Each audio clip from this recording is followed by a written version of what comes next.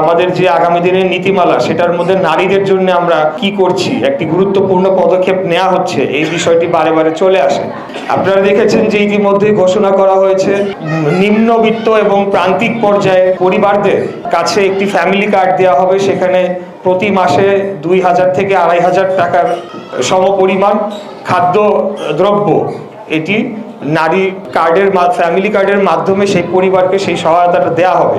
এবং কত দূরদর্শী চিন্তা ভাবনা আমাদের নেতার, ইনি আরো 2-2.5 বছর আগে 31 দফার প্রোগ্রামে কথাটি বলেছিলেন যে আমাদের দেশের পুরুষ, বিশেষ করে আমরা তো এটা গ্রামাঞ্চলে ব্যবহার করব, দেখা গিয়েছে পুরুষদের কাছে কার্ডটা থাকলে তারা সেটা তাদের নিজস্ব প্রয়োজনে অনেক সময় ব্যবহার করে ফেলে, যে কারণে দেওয়া হয়েছিল পরিবারকে সেই কাজে ব্যবহার হয় না। তাই নারীদের যাতে পুরুষদের মুখাপেক্ষী হয়ে না থাকতে হয়, নারীরা নিজেরাই যাতে স্বাবলম্বী হতে পারে এবং নারীদেরকে ক্ষমতায়িত করার জন্য কেবলমাত্র ওই পরিবারের গৃহিণীদের নামে এই ফ্যামিলি কার্ডটি দেওয়া হবে, যাতে করে নারীরা ক্ষমতায়িত হতে পারে। কিছুদিন আগে আমাদের এক প্রতিপক্ষ বা প্রতিদ্বন্দ্বী রাজনৈতিক দল নারীদের কর্মঘণ্টা সম্পর্কে একটি মন্তব্য করার পর বিভিন্ন টিভি চ্যানেল, সোশ্যাল মিডিয়া, অনেক জায়গাতে বিভিন্ন কর্মজীবী নারীরা যারা রয়েছেন তাদেরকে প্রশ্ন করা হয়েছে। তো তাদেরকে যখন প্রশ্ন করা হয়েছে, একটি ভিডিও আমার খুবই ভালো লেগেছে।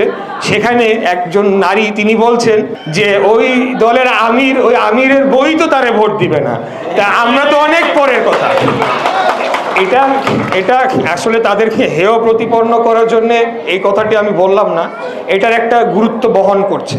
এখন বাহ্যিকভাবে তাদের বা কারোর চরিত্র যেটি দেখা যাচ্ছে, ভোটের আগে অনেকেই আমরা সেটি দেখতে পাই, কিন্তু পরবর্তীতে তারা কি রূপ ধারণ করতে পারে সেটা আমার মনে হয় 71-এ যারা জীবিত ছিলেন তারা তো দেখেছেই।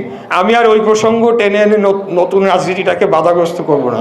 কিন্তু কয়েকদিন আগে চট্টগ্রামে জামাতের একজন প্রার্থী তিনি কি দাম্ভিকতার সাথে বললেন পুলিশকে উঠতে হবে, বসতে হবে, আমাদের কথায় গ্রেফতার করতে হবে, আমরা যা বলবো তাই করতে হবে, থানার ওসি প্রতিদিন তার বাসার সামনে এসে নাকি তাকে প্রোটোকল দিবে। তো এই জন্যে কি আমরা বাংলাদেশের জনগণ ট্যাক্সের টাকায় পুলিশ বাহিনীকে তৈরি করা হয়েছে? অবশ্যই নয়। এখন দেখছে যে তাদের বিগত বার তারা ক্ষমতায় এসেছিল, বিএনপির ঘাড়ে চড়ে 2টি মন্ত্রণালয় তাদের ছিল। তার পরবর্তী সময় এই প্রথম তারা ক্ষমতার এত কাছাকাছি এবং ক্ষমতার সরাসরি বেনিফিশিয়ারি, অনেকটা বলা যায় তারাই ক্ষমতাকে ডিকটেট করে মাঝে মধ্যে এই অবস্থায় গিয়েছে। তো এই অবস্থায় যখন যাবে, তো আগামী নির্বাচনের ফলাফল কি হতে পারে তাদের কি সেই সম্বন্ধে ধারণা বা পড়াশোনা নাই? এটা কি আমরা জানি না? আমি বিশ্বাস করি ঢাকা শহরে প্রত্যেকটি জামাতের প্রার্থীদের জামানত অবশ্যই বাজেয়াপ্ত হবে। তার মানে এই না যে তাদের ভোট কমে নাই, অন্যান্য প্রত্যন্ত অঞ্চলে হয়তো কিছু ভোট বেড়েছে, কিছু আসন সংখ্যা তারা পাবে। আমরা চাই তারা বেশি আসন পাক, তাতে করে পার্লামেন্টটা একটা ভারসাম্য জায়গায় থাকে। আমরা ওই 293টা ওই মার্কা আমরা একটা বিতর্কিত সংসদ বা নির্বাচন আমরা চাই না। এটা হলো আমাদের কথা। আমরা বারে বারে বলে আসছি যে আমরা একটা নিরপেক্ষ তত্ত্বাবধায়ক সরকারের অধীনে 5 বছর পর পর ভোট অনুষ্ঠিত হবে।